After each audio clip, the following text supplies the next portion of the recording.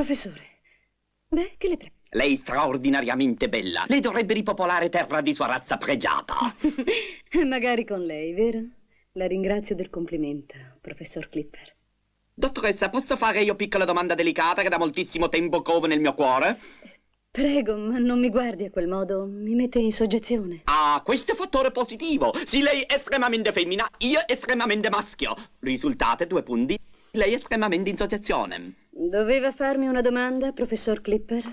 Certamente. Dunque, mia domanda è questa, 2 punti. Lei ha mai pensato di fare fric come ella? Ben ritrovati nella Soffitta, il vostro rifugio preferito per riscoprire le meravigliose B-movie girl del cinema italiano. Oggi vi porto alla scoperta di una donna dal fascino irresistibile, proprio come il fiore che le ha dato il nome. Orchidea De Santis. E se questa è la prima volta che approdate qui, oppure vi siete persi qualche puntata, nessun problema. Trovate la playlist dedicata nella descrizione dove potrete recuperare tutti gli episodi. Mi raccomando, iscrivetevi alla Soffitta e attivate la campanella per non perdervi neanche un contenuto, perché, diciamocelo, ne vedremo delle belle. Ma noi siamo da molto tempo colleghi di lavoro e se lei ha pensato questo di me, beh, le devo dire che mi stupisce. Sì, mi stupisce veramente. Io stupirò sempre con mio fric, con mio amore, con mia grande intelligenza. Perché ho convinto, profondamente convinto, dopo aver osservato lungamente lei, che io per niente indifferente al suo grande cuore di donna. Risponda? Guardi, professore, che io non me la filo proprio per niente. La prego, non creiamo equivoci. Ognuno deve stare... Dunque, torniamo alla nostra protagonista. Orchidea De Santis, nata a Lecce nel 1948 e non a Bari, come erroneamente riportato da alcune fonti, Wikipedia compresa, ha sempre avuto il mondo dello spettacolo nel sangue. E da salentina posso confermare che De Sanctis è un cognome tipicamente leccese. Fin da piccola si è fatta strada nel mondo dello spettacolo. Ha iniziato nel coro delle voci bianche della Rai e nel 1964 ha debuttato sul grande schermo nel film Gli Invincibili 3, accanto a Lisa Gastoni e Rosalba Neri. Da lì in poi nessuno l'ha più fermata. Dotata di un mix perfetto tra simpatia, grazia e, dettaglio non da poco, la capacità di scegliere con attenzione i copioni, ha evitato ruoli dozzinali e ha attraversato con eleganza le varie fasi del cinema italiano tra la fine degli anni 60 e la fine del decennio successivo. Dopo il debutto, ha recitato in film come La battaglia dei Moz e Come imparai ad amare le donne, dividendo il set con future star come Solvi Stubing e Mita Medici.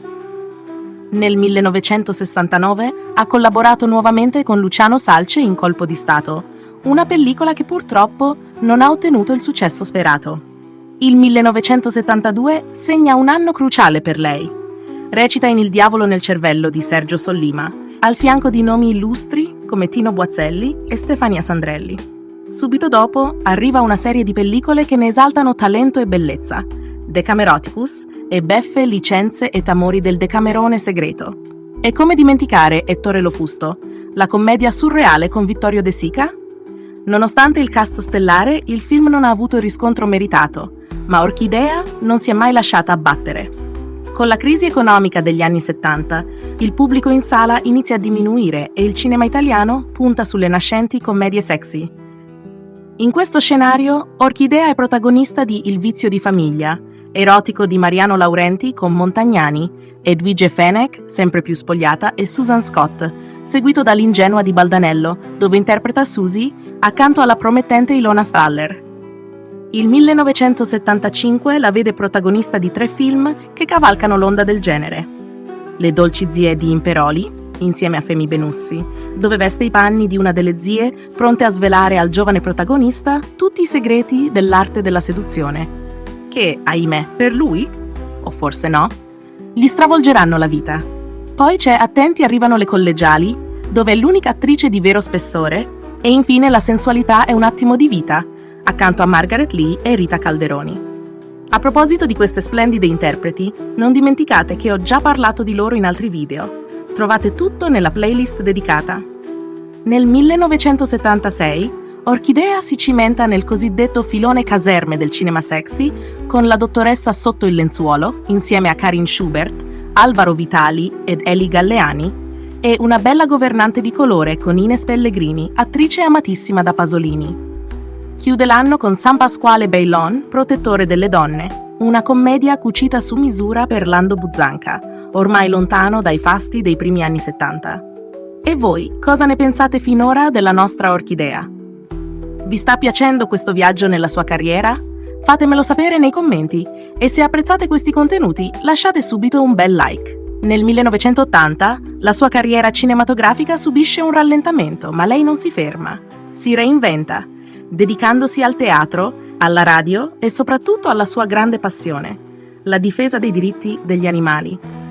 Una pioniera nel sensibilizzare l'opinione pubblica, grazie anche a un blog attivo tra il 2006 e il 2013 e alla collaborazione con diverse associazioni animaliste e ambientaliste. Orchidea De Santis non è solo la regina della commedia sexy all'italiana, ma una donna che ha saputo reinventarsi, senza mai scendere a compromessi. Un esempio di versatilità e determinazione, sia nel lavoro che nella vita.